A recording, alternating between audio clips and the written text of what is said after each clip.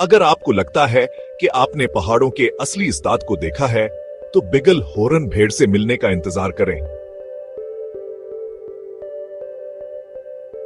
बिगल horn भेड़ अपने बड़े घंघरियाले सींगों के लिए मशहूर हैं।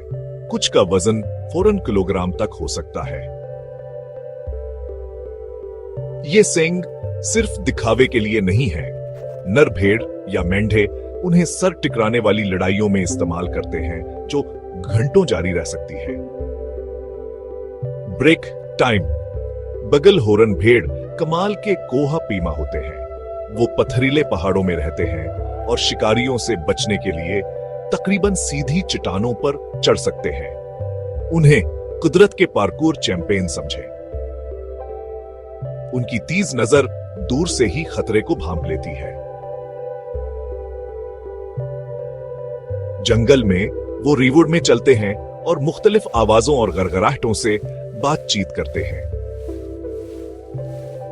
अफसोस की बात है कि बीमारी और रहाइशगाह के नुकसान की वजह से बगल हॉर्न भेड़ों की तादाद कम हो गई है।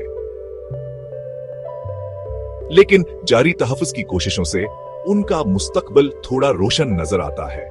चेक। तो अगली बार जब आप कोई पहाड़ देखें, याद रखें, हो सकता है कि वहां कुछ बिगल हॉर्न भेड़ इन पथरीली बुलंदियों पर राज कर रहे हों।